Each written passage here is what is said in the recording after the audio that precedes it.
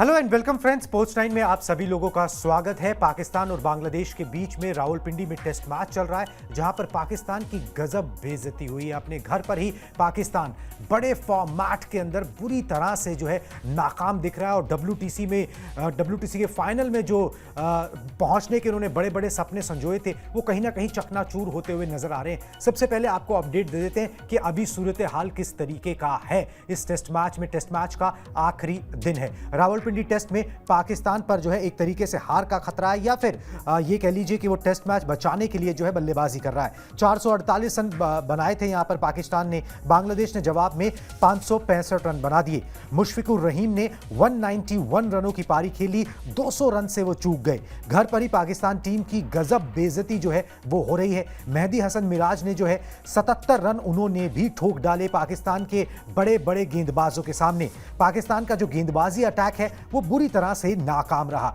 शाहीन आफरीदी ने अगर बात करें चौथे दिन पूरा अभी तक चौथे दिन के खेल तक तो 30 ओवर की गेंदबाजी की थी और बस 2 विकेट उनके खाते में आए थे। पहली पारी के आधार पर बांग्लादेश को 117 रनों की बढ़त हासिल हुई थी और अगर आप करंट सिचुएशन देखेंगे तो अभी भी डेफिसिट जो है वो पाकिस्तान के ऊपर है। 64 रन से अभी भी वो पीछे हैं और उनके 2 विकेट जो है वो गिर चुके हैं। टेस्ट मैच का आखिरी दिन है। मोस्ट पॉसिबल ये हो सकता है कि भाई यहां पर ये टेस्ट मैच ड्रॉ हो जाए, मगर ये ड्रॉ भी पाकिस्तान के ऊपर एक तमाचा होगा, क्योंकि बांग्लादेश की टीम उतनी मजबूत नहीं मानी जाती और घर पर खेलते हुए पाकिस्तान से बेहतर खेल की उम्मीद थी, एक डोमिनेंस की उम्मीद थी कि अपने से कमोबेश एक कमजोर टीम के खिलाफ वो बढ़िया प्रदर्शन करेंगे। उन्होंने प्लानिंग भी उस तरीके की हुई थी कि भाई बांग्लादेश के पास अच्छे पेसर्स नहीं है, बांग्लादेश के जो है अच्छे पेसर्स को खेल नहीं सकता है और इसी हिसाब से पिच बनाई गई थी, मगर सब कुछ धरा का धरा रह गया। बांग्लादेश ने पाकिस्तान से ज्यादा यहां पर रन बना दिए, रन बटोर लिए और एक तरीके से उनकी बेइज्जती यहां पर हो गई है। साउद शकील ने या फिर मोहम्मद रिजवान ने जो है 100 बनाया था, मगर उसके बाद जो है अगर आप देखें तो बांग्लादेश ने एक शानदार पलटवार यहां पर किया है। 100 सिर्फ मुशफिकुर रहीम के बल्ले से निकला, मगर बाकी बल्लेबाजों ने जो है योगदान दिया। शदमान इस्लाम ने जो है 93 रनों की पारी खेली, लिटन दास ने 56, मेहदी हसन मिराज ने 77 रन बनाए, मोमिनुल हक ने 50 रनों का योगदान दिया। मोटा मोटा अगर आप देखें तो शाहीन शाह अफरीदी, नशीम शाह, ठीक है, आगा सलमान, आप ये खुर्रम शहजाद, ये सारे जो नाम हैं जो बड़े बड़े तेज गेंदबाज समझे जाते हैं पाकिस्तान के अंदर, वो कुछ खास कर नहीं पाए। इनफैक्ट लीड ले गया यहां पर, बड़ा स्कोर पाकिस्तान ने बनाया था, उसके बाद पाकिस्तान की टीम जो है यहां पर लीड ले गई। मेरे सहयोगी आयुष मेरे साथ जुड़ गए हैं। आयुष, एक तरीके से बेइज्जती है पाकिस्तान की, जिस तरीके से ये टेस्ट मैच चला है, पहला ही टेस्ट मैच है, इसका असर डब्ल्यूटीसी पर क्या होगा चलो उसको तो बाद में डिस्कस करेंगे, मगर यह है कि अपनी साख जो है पाकिस्तान नहीं बचा पा रहा है पूरी तरीके से। मतलब इसको बेइज्जती ही कहेंगे। आप देखिए, पाकिस्तान में आपको आदत नहीं है ग्रीन विकेट्स की जी, और वहां पे आप यूजुअली देखते हैं कि खूब सारे रन बनते हैं, उसके बावजूद आप टेस्ट का वेन्यू चेंज करते हैं, आप हरी पिच बनाते हैं। बिल्कुल आप अपने एडवांटेज पे खेलना चाहते हैं कि भाई हम एक भी स्पिनर टीम में नहीं खिला रहे, हम 4-4 तेज गेंदबाज खिला रहे हैं। उसके पीछे आपकी पूरी प्लानिंग होती है और उसके बाद आप आते भी हैं। स्टार्टिंग में आपके इनिशियली 2-3 विकेटें गिरती हैं तो ऐसा लगता भी है कि भाई हाँ मतलब उस तरीके की विकेट है, लेकिन एक बार जब बैट्समैन सेटल हो जाते हैं उसके बाद आपको लगता है कि 488 बहुत होगा और आप डिक्लेयर करते हैं और सामने वाली टीम जो है जो जिसकी स्ट्रेंथ नहीं है फास्ट बॉलिंग खेलना, वो आती है और इस तरीके से रन बना देती है। पूरी तरीके से क्लियर डोमिनेंस दिखा कहीं ना कहीं और बांग्लादेश ने बहुत बेहतरीन तरीके से इस मुकाबले को खेला है। पाकिस्तान की बेइज्जती है। पाकिस्तान को सोचना होगा कि ये जो हथकंडे वो अपना रहा है कि मतलब पूरी तरीके से ग्रीन विकेट अपने एडवांटेज में लेके विकेट खेलना, ये सारी चीजें उनके अगेंस्ट में चली गई हैं, दुनिया ने देख ली। और डब्ल्यूटीसी की तो आप क्या ही बात कर रहे हो, उसमें वो बहुत पीछे हैं। ये सीरीज जीतने के बाद भी अभी इंग्लैंड आने वाली है पाकिस्तान, उनसे जीतना पड़ेगा। बांग्लादेश से तो आप जीत नहीं पा रहे हैं, इंग्लैंड से तो आप क्या ही जीतेंगे और उसके बाद आपको खुद भी साउथ अफ्रीका जाना है, तो आपको पता है कि वो कितना चैलेंजिंग टूर होने वाला है। और शायद ये जो फास्ट बॉलर्स की प्रैक्टिस आप करा रहे थे, ये प्रैक्टिस शायद वहां काम आएगी, लेकिन पाकिस्तान के विकेटों पे शायद आपने स्ट्रैटेजी बनाने में अपनी कोई तो गलती कर दी है, क्योंकि अगर यहां पे कुछ स्पिनर्स होते मुकाबला बदल सकता था, विकेट थोड़ी बेहतर हो सकती थी और उसके बाद मैच का सबसे इंपॉर्टेंट रिजल्ट भी निकल पाता। आपने ग्रीन विकेटें लगाई ही इसलिए कि आपको मैच का रिजल्ट चाहिए था, वो भी अपने पक्ष में, लेकिन वो काम शायद आप नहीं कर पाए और इसीलिए मुझे लगता है कि पाकिस्तान पूरी तरीके से अपने प्लान में फ्लॉप रहा है। बिल्कुल जी, एक्सपोज हो गई पाकिस्तान की टीम। पाकिस्तान की जो गेंदबाजी अटैक है वो एक्सपोज हो गया यहाँ पर। अगर थोड़ी सी भी मददगार पिच यहाँ पर थी, ऐसा नहीं कि बिल्कुल भी पिच पे मदद नहीं थी, मगर ये है कि उनके गेंदबाज कुछ खास कर नहीं पाए। छोटे फॉर्मेट में वो थोड़ा सा स्पार्कल करते हैं, जो उसके अंदर वो दिखता है, उनके अंदर दमखम, वो भी पिछले दिनों T20 वर्ल्ड कप में वो भी नहीं दिखाई दिया। बड़े फॉर्मेट में तो सबको उनका हाल पता ही था और वो जो है सामने कमजोरी आ गई है। पिछले होम सीजन में भी यही हाल हुआ था जब इंग्लैंड ने कर दिया था, मगर इस बार बांग्लादेश जो है शर्मसार कर रही है। आपको एक बात बता दूं कि बांग्लादेश और पाकिस्तान के बीच में अगर टेस्ट क्रिकेट का इतिहास देखा जाए तो बांग्लादेश ने अभी तक पाकिस्तान में 6 टेस्ट मैच खेले हैं और 5 हारे, 1 कैंसिल हुआ था। ना तो कोई ड्रॉ कराने में वो कामयाब रहे, ना जीतने में कामयाब रहे। अगर रावलपिंडी टेस्ट वो जीतने या ड्रॉ, दोनों विकल्प खुले हुए हैं अभी तक तो, ठीक है। अगर हो जाता है तो फिर ये एक बांग्लादेश के लिए बहुत बड़ी जीत होगी, ठीक है। और जिस दौर से वो कंट्री गुजर रही है अभी, वहां पर जो है उनके लोगों के चेहरे पर मुस्कान आएगी और पाकिस्तान के ऊपर तो बहुत बड़ा तमाचा होगा। अगर आप ये कहें कि उसमें कोई दो राय नहीं होगी। जितनी बड़ी हार उनको T20 वर्ल्ड कप में देखने को मिली, बड़े फॉर्मेट में बांग्लादेश अगर ड्रॉ भी करा जाता है तो उतनी ही बड़ी हार मानी जाए। बिल्कुल, पूरी तरीके से आप इतने सालों से क्रिकेट का इतिहास देखिए, आप टेस्ट क्रिकेट कहां बांग्लादेश की टीम जो 2000 के बाद एक तरीके से खेलना उसने शुरू किया है ये फॉर्मेट, और बांग्लादेश व्हाइट बॉल क्रिकेट में, T20 क्रिकेट में बड़ी टीमों को हरा दे, ये चीजें फिर भी आप देखते हैं। लेकिन ये आप नहीं देखते हैं कि टेस्ट क्रिकेट में बांग्लादेश किसी बड़ी टीम को हराए। और पाकिस्तान का इतिहास बहुत बड़ा है, ऐसा भी नहीं है कि वो अपने होम कंडीशन में खेल रहे हैं। एक अवे टेस्ट खेलना, सामने जाना, दूसरे देश में जाना और उस टीम को हराना, ये बड़ी इंपॉर्टेंट बात हो जाती है। और बांग्लादेश के खिलाड़ियों ने जिस तरीके से मुकाबले को, मतलब अक्सर क्या होता है कि कितनी भी फ्लैट विकेट हो, लेकिन अगर सामने वाली टीम ऑलमोस्ट 500 रन मान देती है और डिक्लेयर करती है तो वो बताता है एग्जैक्टली, लगता है कि आपका कॉन्फिडेंस कितना हाई है एज अ टीम, और उसके बाद आप क्या पकड़ते रहते हो एज एन ओपोनेंट। और वहां पे कई बार क्या होता है, कोलैप्स भी हमको देखने को मिलता है बैटिंग में, लेकिन वो बिल्कुल नहीं देखने को मिला। बड़ी मैच्योरिटी के साथ मिडिल ऑर्डर ने बल्लेबाजी की और ये पूरी तरीके से पाकिस्तान का जो प्लान था उसको उसी के, मतलब उनको अपने ही बेसिकली घर के शेर घर में ही ढेर, एग्जैक्टली, ठीक है। वही वाली कहानी जो है पाकिस्तान के साथ हो रही है। मगर एक बात बताओ, पाकिस्तान के साथ एक चीज और होती है कि जब वो हारने लगते हैं ना तो फिर वो चिढ़ने लगते हैं, ठीक है, चिढ़ने लगते हैं। और कई बार क्या होता है, वो आपस में ही एक दूसरे पे दोष मढ़ने लगते हैं और ऐसा ही ये तो पुरानी बात है, ये पुरानी बात है और मतलब ये होता ही रहता है। अब ये चीज दोबारा से शुरू हो गई है। विदेशी कोच आए हैं, ठीक है, कप्तान साहब उनके शान मसूद जो है ना, उन्हीं से कुछ तनातनी सी हो गई, ठीक है। ड्रेसिंग रूम के अंदर वो वीडियो जो है काफी वायरल हो रहा है। पहली इन्फॉर्मेशन आपको दिखा देते हैं, उसके बाद बताते हैं कि भाई जो इन्फॉर्मेशन अवेलेबल है, एग्जैक्ट इन्फॉर्मेशन तो अवेलेबल हो नहीं, दो बंदों के बीच की बात है ड्रेसिंग रूम की, मगर वीडियो बन गया था। गेंदबाजों की पिटाई हुई, कोच से ही भिड़ गए पाकिस्तान के कप्तान। शान मसूद को आया हेड कोच जेसन गिलिस्पी पर गुस्सा। और बाबर ने, हुआ क्या था, ट्रिगर कैसे हुआ, बाबर ने एक आसान सा कैच छोड़ दिया। इसके बाद शान मसूद जो है वो भड़क गए और शान मसूद उस समय ड्रेसिंग रूम में थे और शायद कुछ समय के लिए बाहर गए होंगे। वहाँ पर जो है गिलिस्पी उनको कुछ समझाने लगे, वो उनसे ही बहस करने में लग गए कि भाई जैसे खींच नहीं निकलती कि भाई यहाँ पर जो है अब मेरी कप्तानी या फिर मेरे ऊपर आ जाएंगी चीज़ें, तो उसके बाद जो है आप हर दूसरे बंदे से भिड़ने लगते हो, उसके ऊपर दोष डालने लगते हो। उसी तरीके का चीज़ जो है ना वो देखने को मिला। कोच और कप्तान में किसी बात को तनातनी हुई, क्या बात थी एग्जैक्टली ये किसी को भी नहीं पता, मगर ये है कि हाँ, ये वीडियो जिसने बनाया उसके बाद सोशल मीडिया पर डाला और ये वीडियो जो है बड़ी तेजी से वायरल हो रहा है कि भाई टेस्ट मैच में अपनी गत बनते देख जो है शान मसूद जो है, उनके जो कोच हैं जेसन गिलिस्पी, उन्हीं से ही तनातनी उनकी होने लग गई। पुरानी आदत है और इमेच्योरिटी कहीं ना कहीं दिखाती है पूरी तरीके से। मतलब नए नए कप्तान बने हैं और बहुत ज़्यादा एक्सपीरियंस है नहीं, और भाई जब पुराना कप्तान कैच छोड़े आपको गुस्सा आ जाता है। वो किस बात पे ये सारी बातचीत हुई, हो सकता है ये भी हो कि भाई वो बाबर आजम पे गुस्सा दिखा रहे हो और कोच ने कहा हो कि भाई देखिए सीनियर खिलाड़ी हैं, कैच छूट जाते हैं, आप एज ए कैप्टन इतने सारे कैमराज आपको लगातार देख रहे हैं, आप इस तरीके का रिएक्ट ना करें। हो सकती है ये बातें भी हो या जो भी बातें हो, लेकिन जब सामने वाली टीम ना आप 400 प्लस रन, ऑलमोस्ट 500 रन बनाएं और सामने वाली टीम जब आपके 500 प्लस का जवाब देती है उससे, तो कहीं ना कहीं ये खींच निकलती है। और आप अपने घर में खेल रहे हो, अपने सामने, अपने होम क्राउड के सामने खेल रहे हो, तब ये खींच शायद और ज़्यादा निकलती है। और भाई जेसन गिलिस्पी जब आए थे तो ऐसा लगा कि भाई अब पाकिस्तान तेज़ गेंदबाज वहाँ पे बहुत सारे मिलते हैं, और अब चूंकि ऑस्ट्रेलिया का लेजेंडरी तेज़ गेंदबाज आया है, अब जो पाकिस्तान की तेज़ गेंदबाजी है अक्रॉस फॉर्मेट वो बहुत शानदार हो जाएगी। जेसन गिलिस्पी तो स्पेशली टेस्ट फॉर्मेट के लिए ही आए, रेड बॉल क्रिकेट के लिए ही आए, और उनके आते ही ये जो सीरीज शुरू हुई है इसमें हमने देख ली कि किस तरीके का प्रदर्शन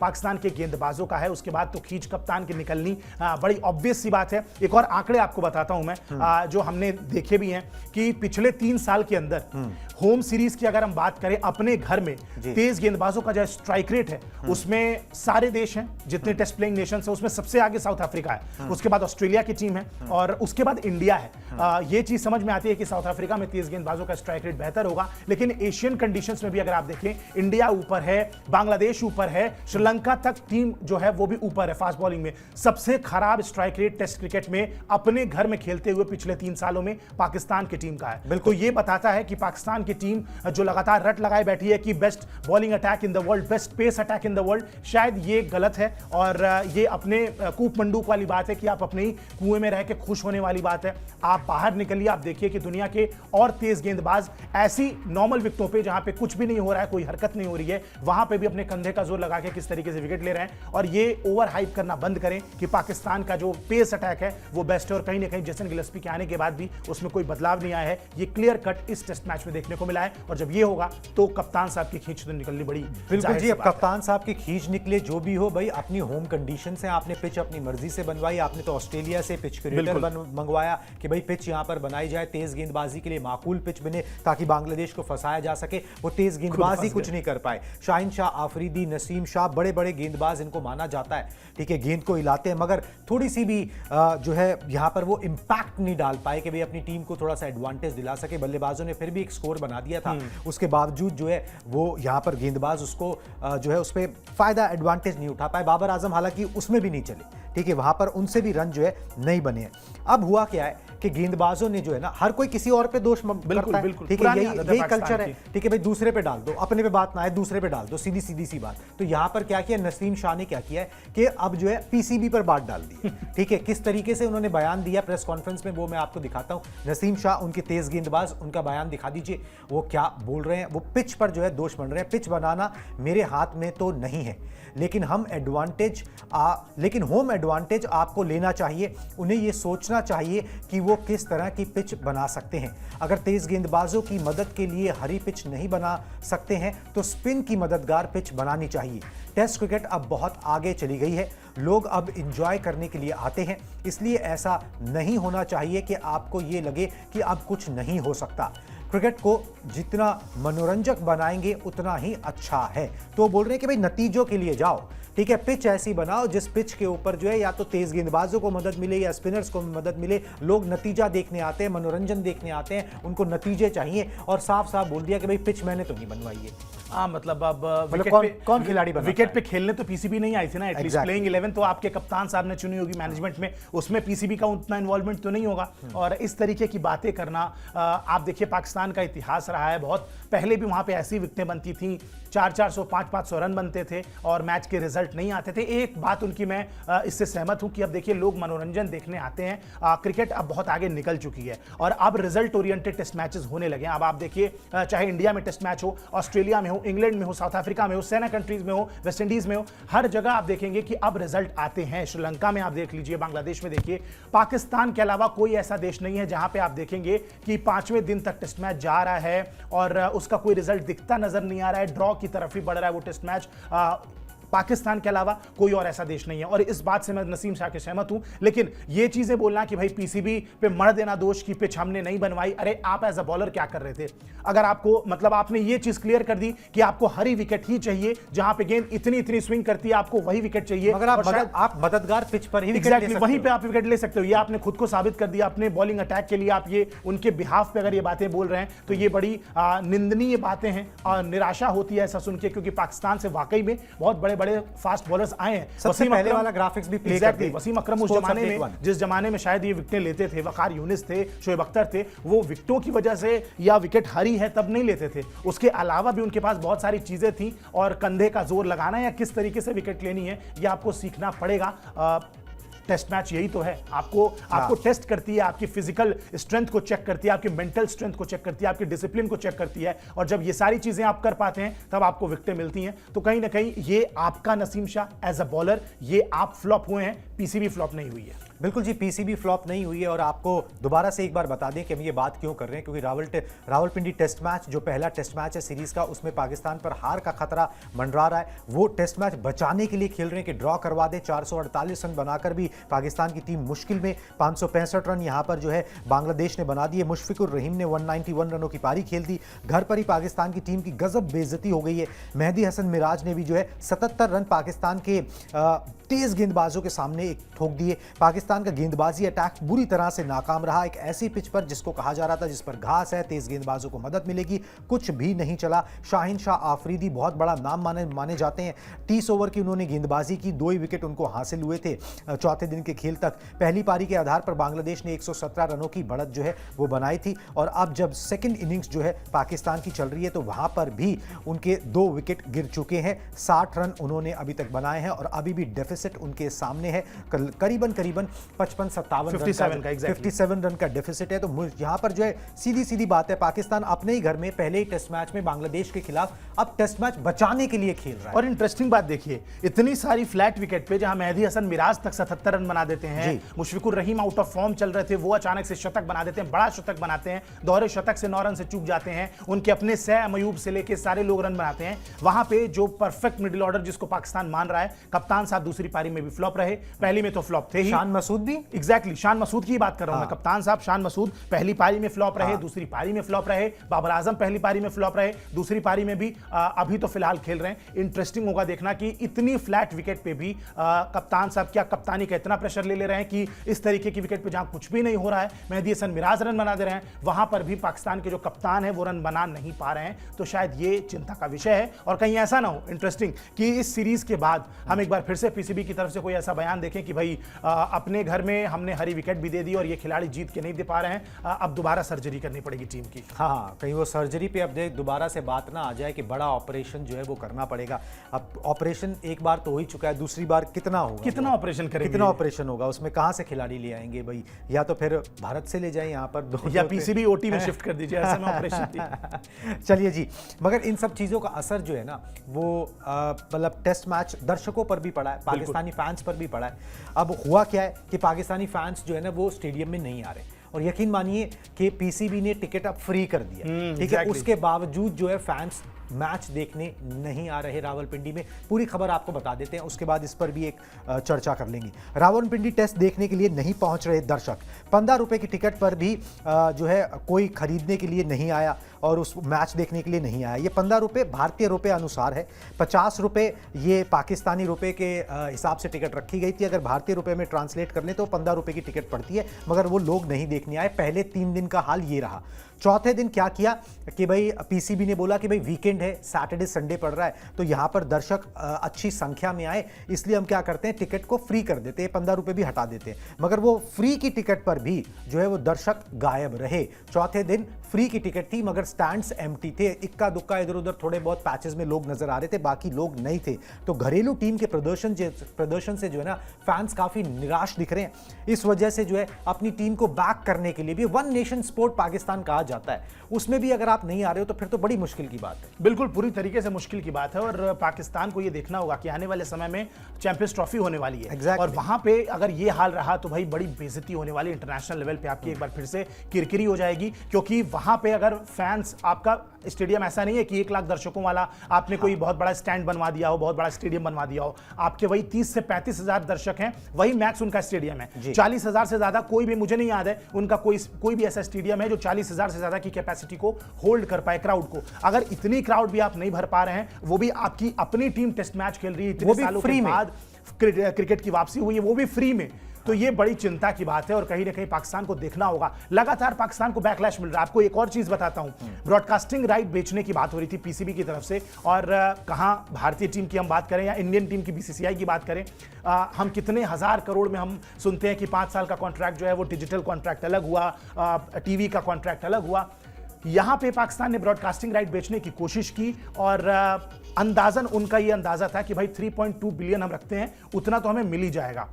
उनको 1.6 मतलब ऑलमोस्ट 50% की डील मिली है, उसके आगे कोई नहीं है। 1.68 की exactly to be very specific. और जो पाकिस्तान का सरकारी चैनल है पीटीवी जो है, हाँ। वो भी 1.6 का उसने भी बिड किया, हाँ। और उसके आगे नहीं बढ़ा, चाहता तो बढ़ सकता था। मतलब वहां पे लोगों को कोई इंटरेस्ट नहीं रह गया है अब कि भाई ब्रॉडकास्टिंग राइट्स खरीदे जाएं। ये बताता है कि भाई लोगों के बीच में ऑब्वियस सी बात है, अगर जो स्टार्स को आप मैदान पे खेलते देख रहे हैं, अगर आज भारत में विराट कोहली, रोहित शर्मा जैसे लोगों की फैन फॉलोइंग है, तभी ब्रॉडकास्टिंग ब्रांड वैल्यू है, तभी तभी इतने ऊपर जा रही है। वहां पे एक चीज समझ में आ रही है कि अब बाबर आजम, बाजार और ब्रांड वैल्यू दोनों कमजोर है वहां पर, बहुत कमजोर है, और इसीलिए ये मोहम्मद सारी रिजवान, कहानी है। और बाबर दूसरी, आजम, इसका इंपैक्ट क्या होगा ना, जो अभी आप बता रहे थे कि चैंपियंस ट्रॉफी होनी है। चैंपियंस ट्रॉफी आईसीसी का tournament Exactly. ICC get money से भी पैसा कमाता बिल्कुल। है, ठीक है। अगर आप आईसीसी अपने हिसाब से टिकटों का प्राइस रखेगा, जैसे दुनिया भर में वो रखते हैं, अगर वहां पर कोई फ्री में नहीं देखने आ रहा, तो फिर उनकी प्राइस के ऊपर कौन जो है ये टिकट सोचने वाली खरीद के बात देखेगा? है। आईसीसी को भी इस चीज पे बिल्कुल नजर आईसीसी रखनी इस पे पड़ेगी, संज्ञान और लेगा। संज्ञान लेना पड़ेगा। हाँ। और भाई जितने सारे रुपए आपने मांगे हैं कि भाई हम बड़ा टूर्नामेंट कंडक्ट करा रहे हैं, आपने पीसीबी के अध्यक्ष होने के नाते आपने एकदम टूर्नामेंट जब करीब आ गया है, तब आप इस तरीके के बयान देते हैं कि भाई हमारे 1980 के दशक के सारे स्टेडियम है, हम इस तरीके की स्टेडियम में खेलते हैं जहां से लगता है कि हम 500 मीटर की दूरी से मुकाबला देख रहे हैं, ना यहाँ पे बैठने की सीटें हैं, ना टॉयलेट है, ना फैसिलिटीज हैं। तो जब आप इस तरीके की चीजें कहते हैं और उसके बाद आपको पैसे दिए जाते हैं कि भाई ये लीजिए बजट, आप अपनी चीजों को रिनोवेट कराइए, काम कराइए ताकि बेहतर टूर्नामेंट हो। और जब इतना बजट लगाने के बाद भी आईसीसी को पता चलेगा कि भाई लोग देखने ही नहीं आ रहे हैं, टिकटें नहीं बिक रही हैं, स्टेडियम खाली रह रहे हैं, तो उसके बाद पीसीबी का क्या होगा, ये सोचने वाली बात है। मुझे लगता है कि अगर ऐसा हुआ तो शायद ये आखिरी होगा जब पाकिस्तान किसी बड़े आईसीसी टूर्नामेंट को होस्ट कर रहा है। मुसीबत जो है फिर वो बिल्कुल सामने खड़ी हुई है, पीसीबी के सामने भी और पाकिस्तान क्रिकेट के सामने भी, चाहे आप मैदान के अंदर की बात करें, मैदान के बाहर की बात करें। चलिए, ये पाकिस्तान की बात हो गई। अब एक बांग्लादेश की तरफ से बात करनी बहुत जरूरी है। मुशफिकुर रहीम की बात करनी बहुत जरूरी है। बहुत लंबे समय से क्रिकेट खेल रहे हैं मुशफिकुर रहीम ने, जो है डबल सेंचुरी बनाने से रह गए। उनके ग्राफिक्स दिखा दें जरा, बता देते हैं। मुशफिकुर रहीम ने 341 गेंदों पर 191 रन बनाए। 89th उनका टेस्ट मैच है जिसमें उन्होंने 11वां शतक लगाया है। पाकिस्तान के खिलाफ रहीम का ये पहला शतक है। बांग्लादेश के लिए विदेश में सबसे ज्यादा शतक जो है 5 शतक मुशफिकुर रहीम के नाम है, ठीक है। ये 5वां उनका जो है विदेश में आया। रहीम ने इस इनिंग्स के दौरान 22 चौके और 1 छक्का जो है वो लगाया। बढ़िया परफॉर्मेंस जो है दी है, एक्सपीरियंस खिलाड़ी है, और मतलब ये दिखाता है कि जब आपके पास एक्सपीरियंस होता है तो आप किस तरीके से टीम को संभालते हो, किस तरीके से टीम को उबारते हो। एक तरफ मुशफिकुर रहीम है जो ये काम कर रहे हैं, दूसरी तरफ बाबर आजम है जो कभी भी मुश्किल से निकालते हुए नजर नहीं आते, टीम को मुश्किल में डालते नजर आते हैं। हाँ। उल्टा 0 पे आउट हो जाते हैं, इस तरीके की फ्लैट विकेटों पे। खैर, मुशफिकुर रहीम की बात करेंगे। देखिए, बड़ी इंपॉर्टेंट बात हो जाती है, इतने सीनियर खिलाड़ी हैं और सीनियर खिलाड़ी के नाते आप सोचते हैं कि भाई अब देखिए व्हाइट बॉल क्रिकेट से भी उनको धीरे धीरे बाहर किया जा रहा है। वनडे खेलते हैं फिर भी थोड़ा बहुत, T20 से पूरी तरीके से बाहर है, टीम में उनकी जगह नहीं बनती है। टेस्ट फॉर्मेट में विकेट कीपर होने के बावजूद एज अ प्रॉपर बैट्समैन खेलना, विकेट कीपिंग नहीं कर रहे हैं, लिटन दास कर रहे हैं। हाँ। आप ये बात समझिए कि कितना इंपॉर्टेंट हो जाता है कि एक फॉर्मेट जब आप खेलते हैं एज अ बैट्समैन प्रॉपर, आप पे कितना प्रेशर है कि भाई आप सीनियर खिलाड़ी हैं। सेलेक्टर्स या मैनेजमेंट को 5 मिनट लगेगा, अगर आपकी 2 परफॉर्मेंसेस भी खराब जाती हैं, आप पे तुरंत जो तलवार लटकने लगेगी कि भाई तुरंत चलो युवाओं को मौका देते हैं, यंग बैट्समैन को मौका देते हैं, यंग प्लेयर्स पे इन्वेस्ट करते हैं। मुशफिकुर रहीम को निकालिए। जितने प्रेशर के बीच में उस खिलाड़ी ने बेहतर परफॉर्म किया है, देश में भी बहुत सारी चीजें लगातार चल रही हैं, वहां पे भी परफॉर्म करना। और आपने जो बात कही कि बांग्लादेश जैसा टेस्ट नेशन जो बहुत पुराना उनका क्रिकेट इतिहास नहीं है, स्पेशली अगर टेस्ट क्रिकेट में अच्छा करने की बात करें तो बड़े हाल फिलहाल ही उन्होंने अच्छा करना शुरू किया है। ऐसे में विदेश में 5 टेस्ट शतक लगाना, मतलब मुझे लगता है कि भारत, इंग्लैंड और ऑस्ट्रेलिया जैसी टीमों के कितने खिलाड़ी होंगे जो प्रॉपर बैट्समैन है, लेकिन फिर भी विदेश में जाके 5 शतक उनके नाम नहीं होंगे ढंग से। लेकिन यहाँ पे बांग्लादेश के जो खिलाड़ी हैं, मुशफिकुर रहीम पूर्व कप्तान भी रहे हैं, जिस तरीके से मैच्योरिटी दिखाई है, कमाल की बल्लेबाजी की है, स्ट्राइक रेट को मेंटेन किया है, ये बताता है कि ये वाकई में बहुत बड़ा खिलाड़ी है। और टेस्ट क्रिकेट में आज भी मुशफिकुर रहीम की बहुत जरूरत है बांग्लादेश की टीम को। बिल्कुल जी। और आपको एक चीज और बता दूं, जिस तरीके से बांग्लादेश की टीम खेल रही है, अगर पाकिस्तान ये सीरीज हारती है या फिर ड्रॉ हो जाती है, ये सीरीज 2 टेस्ट मैच की सीरीज है, तो वर्ल्ड टेस्ट चैंपियनशिप के फाइनल में पहुंचने का जो पाकिस्तान का सपना है ना, वो ऑलमोस्ट ओवर हो जाएगा। पूरी तरह से तो खत्म नहीं होगा, फिर कोई चमत्कार ही उनको WTC के फाइनल में पहुंचा सकता है। कुदरत का निजाम उनको बचा नहीं पा रहा है, और यहां पर तो बिल्कुल ही नहीं बचा पाएगा। ये छोटा नहीं बड़ा फॉर्मेट है। वैसे भी WTC की टेबल में अभी वो 6ठे पायदान पर है, टीम इंडिया नंबर 1 है। तो ये पाकिस्तान के क्रिकेट की उनकी सच्चाई है कि किस तरीके से वो खेल रहे हैं और किस तरीके से उनकी बेइज्जती हो रही है। इस टेस्ट मैच पर हमारी नजर बनी रहेगी। जो भी अपडेट होगा वो मैं और आयुष लेकर हाजिर हो जाएंगे। अभी मुझे और आयुष को दीजिए इजाजत। Tata, bye bye.